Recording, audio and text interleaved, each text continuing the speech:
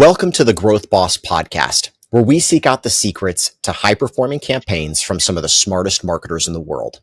I'm your host, Jared Smith. Today, I have David Wachs with me, and he's going to teach us how to increase customer loyalty by 45% with handwritten notes. David is the founder and CEO of Handwritten, a service that helps businesses scale handwritten outreach using robot-powered technology. In a digital-first world, David is bringing back the lost art of letter writing. David, thanks so much for being here today. Jared, thank you. This is exciting. Yeah, I'm excited. I've been thinking about handwritten cards for a couple years now. I own an e-commerce business, and I'm like, I can see that building trust, building retention. So I've really been looking forward to this episode. Let's dive in. Talk to us about, kind of maybe start with the types of businesses that this works for. And then I do want to dive into how do you actually increase retention by 45%? Yeah, absolutely. So we find handwritten notes really work. I hate to say it, but for most businesses, depending on how you're trying to use it. So if you're trying to do boil the ocean prospecting, it's going to be too expensive. Just the cost of a stamp alone is 73 cents. That's going to be too expensive if you're pounding out tens of thousands of these. If you're using it in a loyalty perspective, we find it works for everything from real estate to law firms, veterinarian practices, e-commerce brands, kind of across the board, home services. We've got case studies in all of the above. So it really does. I think what's happening, as everything moves digital and more interactions are being automated through email and text messages and push notifications and the rest, people are really craving the tactile and the analog. Yeah. And that's why it's kind of universally applicable. So it's kind of across the board. We have a lot of plugins for major platforms to really make it easy too. Amazing. And I assume that these handwritten cards, even though they're robot generated, they look legit, right? I mean, is it real ink or is, because I've seen stuff that's like, okay, that doesn't quite look real, even though it's, like a handwritten font. Your stuff looks legit, right? Yes. So we run 200 handwriting robots that we build ourselves. So in the other room, we've got laser cutters and 3D printers and custom circuit boards and all that fun stuff. We assemble these robots, then they sit on shelves in our facility in Tempe, Arizona. Each robot can write out a couple hundred notes a day. So it's not, a good robot could do about 500 notes a day. So that kind of gives you an idea of scale. Yeah. And then, they just write out these notes in the handwriting style of your choice. They can add your signature. We do things like varying the line spacing so it doesn't look perfectly like you wrote on lined paper. We vary the left margin so it doesn't look like you started out, on the hard edge. We vary the characters. So two O's together look different than two O's apart. And then two O's apart even look different. They're not the same. So we take all that into account to really create a very realistic handwriting style. Now, I'm not going to say every single one of our handwriting styles looks perfect or imperfect. Some of them, like if I have my graphic designer mimic their own style, graphic designers make their styles too perfect. But if I replicate my handwriting or you yours, there will be enough imperfections in it where it really passes the sniff test. And then, of course, the ink smears. We use Pilot G2 ballpoint pens, which you could find at any Office Max or Staples. We write in blue unless you have real need for another color, just because blue, for whatever reason, ends up looking more real than black. So, that's kind of it. Okay, love it. So what can the average business do to increase retention by 45%? Where do they start? They start with a thank you. And I like the term full stop thank you. And what I mean by that is after they purchase from you, you send them a thank you, full stop. You don't ask for a referral. You don't give them a coupon code. You don't do anything. I mean, maybe if you want to throw in a gift card saying, hey, thanks. But it's really about just being thankful, because in today's day and age, they could buy from you. They could buy from one of everybody, including myself. We have, dozens of competitors. They could buy from one of those. Or they could go on Alibaba or one of these other marketplaces and recreate what you're doing directly. So you really have to be grateful for that. That's number one. Number two is we have a lot of clients using us for win back. So if your client has a bad experience, for example, I have a snack box company that after they send you a box of snacks, if for whatever reason your box of snacks was delayed or it had the wrong snacks in it or they came damaged, they'll send you a follow-up box of snacks with a handwritten note in it. And what they find is that those clients that have the win back, meaning they get the apology and the second box of snacks, they have a higher lifetime value than if they never screwed up with in the first place. So then their strategy is screw up with everybody, send win back, and raise all tides, which is kind of interesting. We have other clients that use us for just kind of 2 or 3 touch points a year, stay top of mind. So that's a birthday card, potentially a holiday card, although holiday gets a little bit congested. Everybody's sending you a holiday card, so maybe do a Thanksgiving card or a Valentine's card to kind of stay out of band. But yeah, there's tons of use cases there. And then as far as your point on increasing loyalty, we find after you send them that thank you and you just follow up on kind of quarterly or every 6 months cadence, those coupon codes that you send or those invites to come into the car dealership or whatever have an outsized return. So, we're talking 7 times the ROI of a print ad, coupon redemption rates of close to 18%. So there's really true value here. But, it's not the cheapest thing in the world because it's a manufactured process, not a printed process. Right. So it's, it's kind of you get what you pay for. Yeah, exactly. And what do these normally run from a pricing standpoint? If you just come to our website and buy one, it's $3.75. If you buy bulk, it goes all the way down to under $2. It's just however, and that bulk could be a subscription or you place all the orders at once or you prepay for orders. There's a lot of ways to slice it, but you could easily be under $2.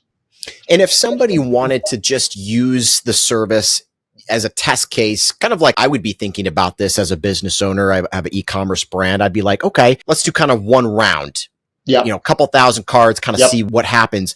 Where would you start? Would you start with the win back? Would you start with, thank you, full stop type of thing? Or what would be a good, just test case for the average business owner? I would say in that case, do a win back, maybe lapsed clients, but that because I think you'll see immediate ROI there and a real use case, and then add in the thank you. And actually, if you're an online brand and you use Shopify, we have a plugin for Shopify. You could just add us directly from the Shopify store. We have abandoned shopping cart feature where you can send a handwritten note to people that, drop their shopping cart. We don't have a kind of lapsed customer, but that's a good idea. And then you can also do thank you notes straight from Shopify as well.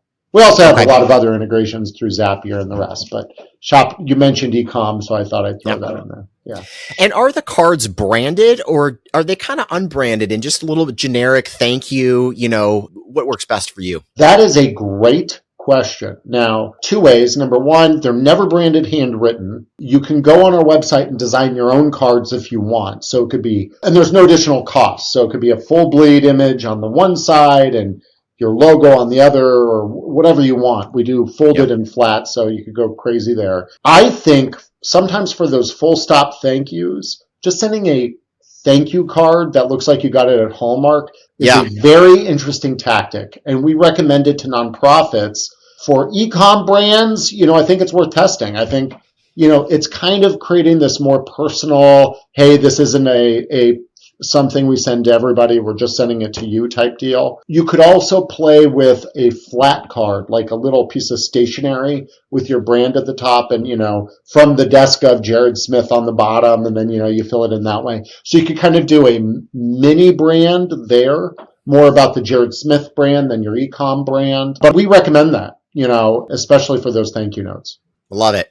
What else does the average business owner need to know if they're going to kind of test the waters with something like this? Honestly, to test it, you don't even need to use my company, Handwritten. Just pick up a pen and do it. And when you see the results there and you're looking to scale, I'm on your podcast, Jared, not to talk about Handwritten with a Y. I'm here to talk about Handwritten with an I. So I think test it, see if it scales, and then come and find a company like us to do it. We offer a lot of other, kind of nice to use features, such as birthday automation, anniversary automation, and that could be anniversary first purchase versus wedding anniversary if you want. Where we can just set it up to go out on a frequent cadence, just those types of things. But if you want to visit handwrittenwithany.com and use code podcast, that'll get you $5 to send yourself a card. That's not going to be enough to really test it, but at least you could get a feel of the platform and that type of thing. I love it.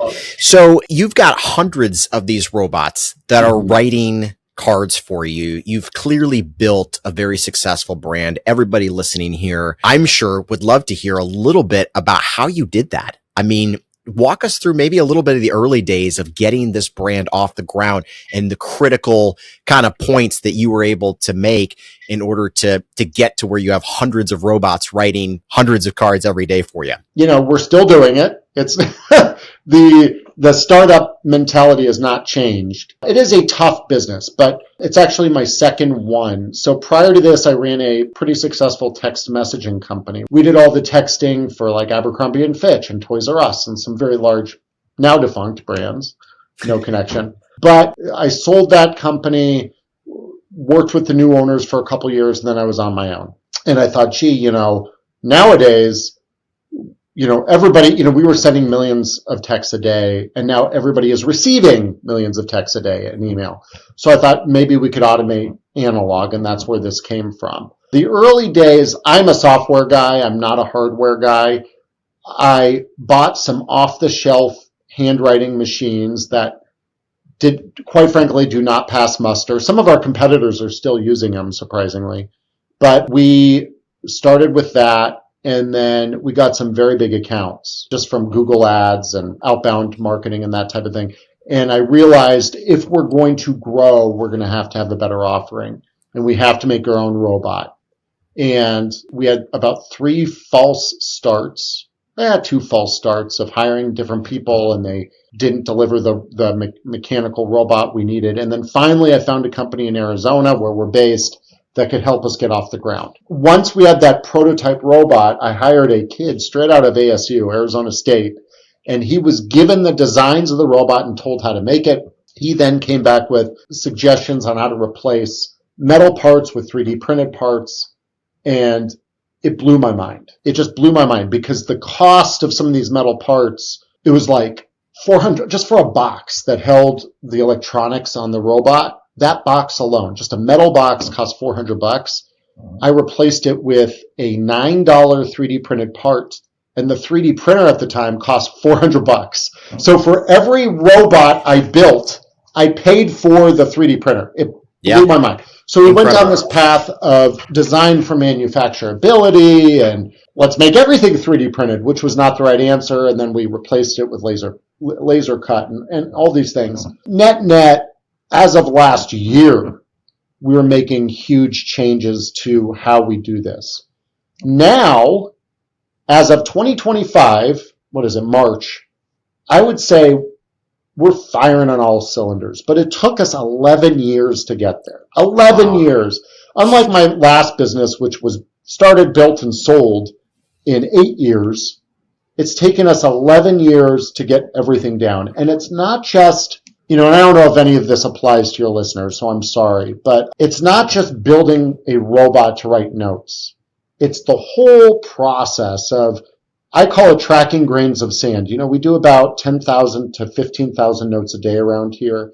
And we have to keep track of where each of those are in the process and make sure it gets in the right envelope. And did you include a gift card and all those crazy things? And building the systems to do that has taken us 11 years to do.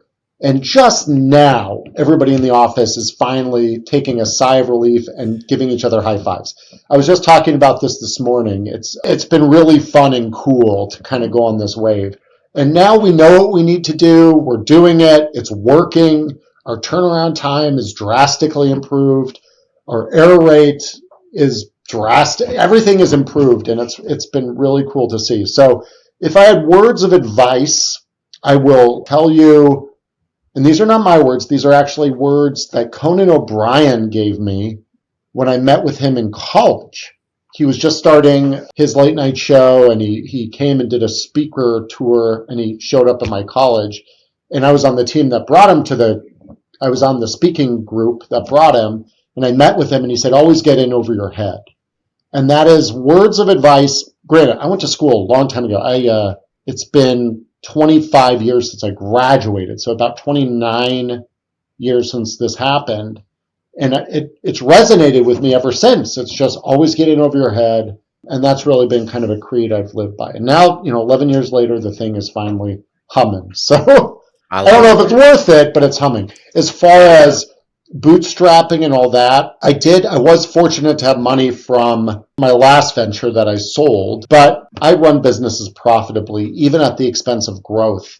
So we've been profitable for 10 of the last 11 years. The first year, we were not profitable. Ever since then, we've grown profitably. Long answer to a short question. But no, I love it. I love it. And it's a great story of perseverance. And I think that's the perfect way to end the podcast. So for people who want to connect with you, what's the best way for them to do that? LinkedIn, just find me there, David, and the company's Handwritten, Handwrytten, or visit handwritten.com. You can request a free sample kit there, which will show you kind of our quality of cards and writing and all that good stuff, service. But yeah, that's it. Hopefully this was interesting. I love it. Thanks so much. Thank you, Jared.